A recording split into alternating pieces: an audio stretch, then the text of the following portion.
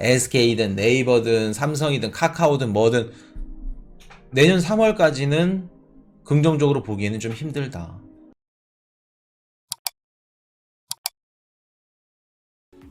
한국 얘기 좀 해드릴게요. 한은 기준금리 0.25% 인상. 11년 만에 3.25. 자, 한은이 0.25%를 올렸는데 0.5는 올리지 않을까 생각이 들었는데 아무래도 부동산이 지금 무섭긴 한가 봐요. 대출이자가. 내년 경제성장률 전망치가 2.1에서 1.7로 낮췄다. 이런 얘기 나오면서 한국은행이 기준금리를 0.25% 인상을 했는데 코인이슈 그냥 개인적인 생각으로는 그래도 50bp를 하는 게 낫지 않았을까. 코인이슈가 한국이 언제 위험할 거라고 말씀드렸죠? 한국은 이 시점에 진짜 많이 위험할 겁니다. 뭐 한국 주식이든 뭐 삼성, 뭐 카카오톡, 네이버 투자하신 분들 마찬가지고 올 연말, 연말. 지금 한국의 기준금리가 3.25%입니다. 3.25죠. 미국 기준금리가 4%예요. 지금 금리 스프레드 차이가 0.75 차이인데 만약에 12월 15일 날 연준이 50bp 금리 상해. 그러면 차이가 1.25가 납니다. 만약에 75bp를 한다. 그럼 12월 달 긴급하게 회의를 해서 0.25 깜짝 인상을 해야 돼요. 한국은. 그렇게 되면 1.5% 차이면은 이게 왜 차이가 나면 왜 무섭냐면 외국인 투자 자금들이 한국 시장에 투자해 놨던 그 자금들이 싹 다 빠져나갑니다. 자, 쉽게 말해서 한국 시장, 한국 채권, 한국 10년물 국채금리로 기준을 해볼게요. 한국에 있는 10년물 국채금리 채권 샀는데 예를 들어서 이자가 3.25야. 근데 미국 걸 샀더니 4.5야. 누굴 걸 살까? 당연히 미국 거 사겠죠. 코인이슈님, 한국은 무역이 잘하고 수출을 잘하고 경제 성장률을 봐서 외국인 투자 자금들이 들어올 수 있지 않나요? 맞죠. 근데 한국이 지금 수출을 잘하고 있을까? 경제 성장률이 잘 나올까? 계속해서 낮아지고 있는데.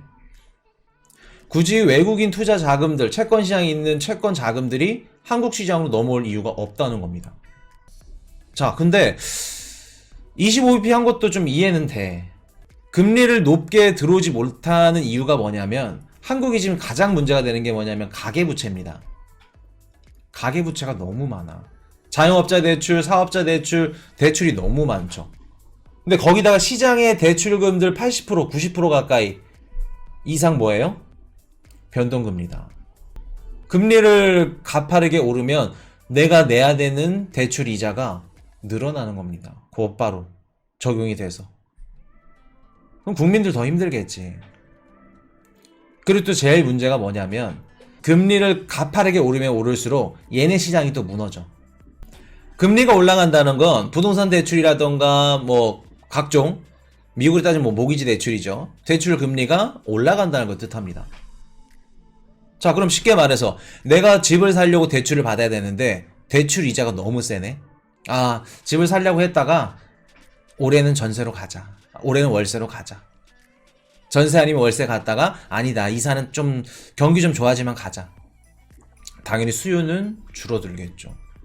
자, 지금 우리 부동산 시장이 서울 아파트 매수 심리 10년 만에 가장 저조. 연초 방송 때부터 부동산은 좀 안 좋아질 거다라는 말씀 좀 드렸었는데 요게 코인 이슈가 좀 이렇게 디테일하게 딥하게 말씀드리기가 좀 그래요. 왜냐면 코인 이슈보다 부동산 관련해서 전문가분들이 많으시기 때문에 어떻게 보면 좀 건방질 수 있지. 근데 빠질 거는 알고 있었죠. 그래서 빠진다는 말씀을 드렸었는데 이런 식으로 쭉 지금 거래량이 저조합니다. 이건 당연한 거예요. 왜? 미국도 지금 제롬 파월 연준의장이 뭐라 그래요? 부동산 시장에 조정이 있을 거다. 왜? 모기지 대출 금리가 쭉 올라가면 당연히 수요가 뚝 끊기죠.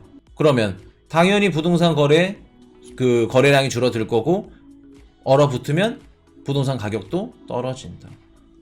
그러면 미국이 지금 잡고 싶어하는 소비자 물가의 30% 이상 포함되는 게 뭐예요? 렌트비죠. 주거용 렌트비.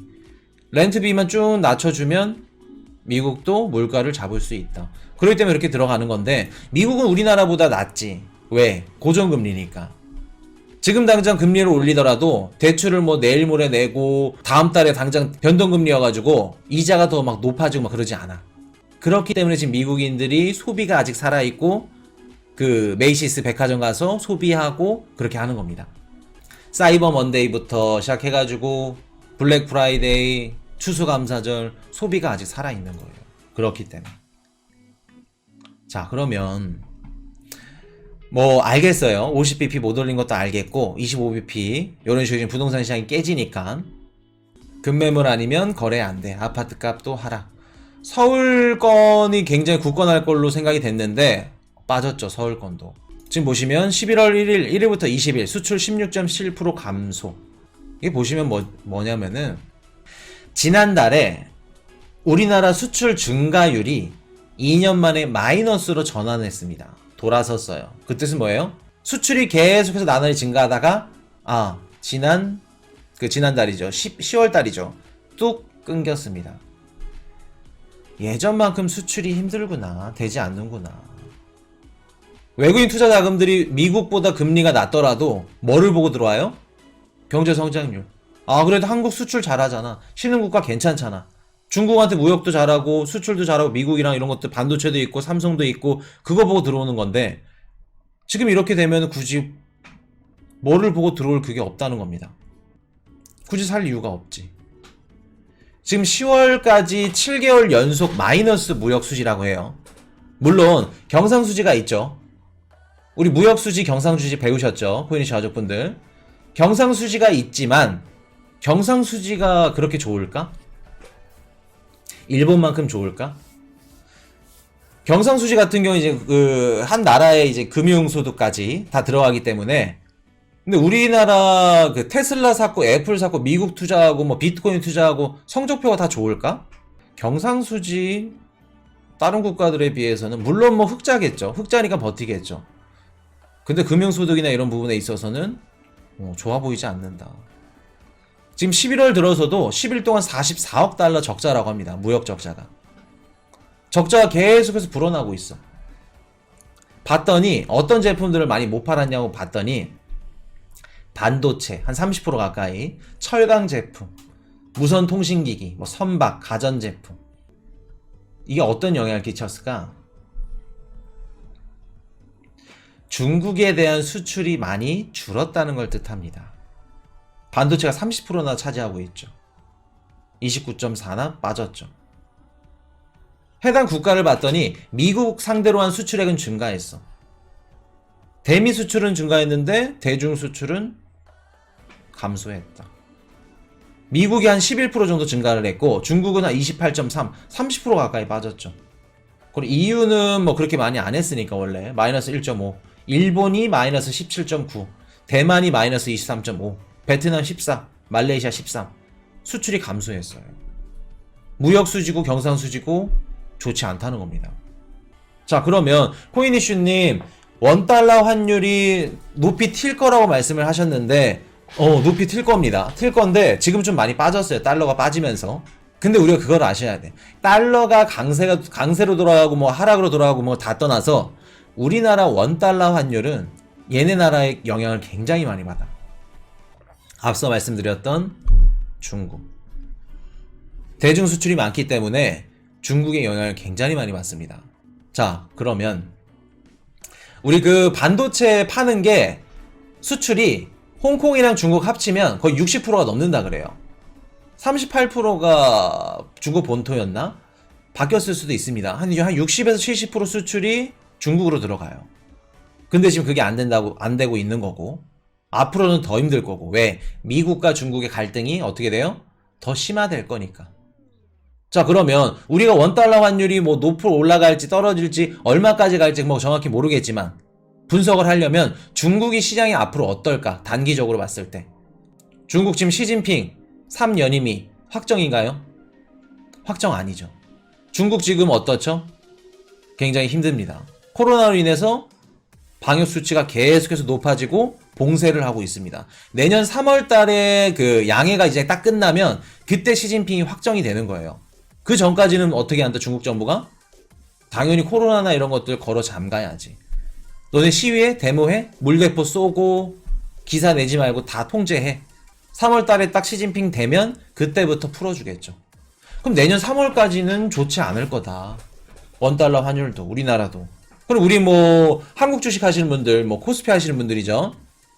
SK든 네이버든 삼성이든 카카오든 뭐든 내년 3월까지는 긍정적으로 보기에는 좀 힘들다. 내년 3월은. 그리고 또 뭐 있죠? 이번 연도 연말 힘든 이유. 산타랠리를 막 기대하시는 분들. 부정적으로 말씀드리는 거 아니에요. 렉 빠지게 하는 것도 아니고 요런 리스크를 알고 우리가 투자하셔야 됩니다. 각종 소비 시즌들 다 몰려있죠. 박싱데이, 크리스마스데이 앞으로 이제 남아있습니다. 거기다가 원유나 천연가스 지금 가격이 앞으로 날씨가 추워지면 추워질수록 더 올라갈 기미가 보이겠죠.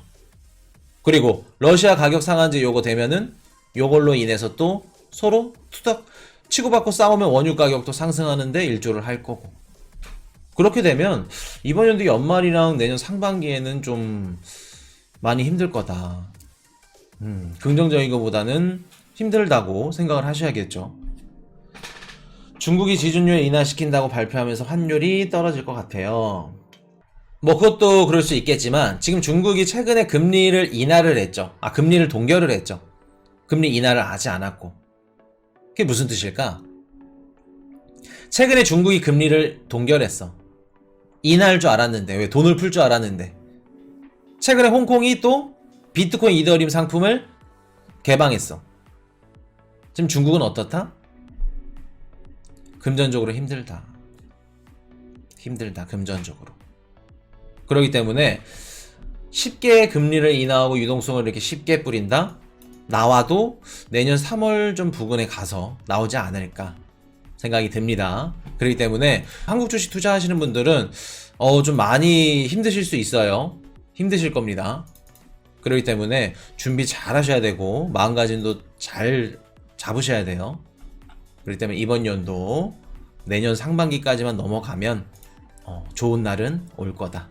자, 다음 시간에 이제 멤버십 방송에서 코스피 관련해가지고 이제 신흥국 시장들이 어떻게 될 건지, 한국 주식도 마찬가지고, 뭐 일본 주식, 뭐 다른 주식들, 그리고 코인도 마찬가지고, 그거 한번 다뤄드릴게요.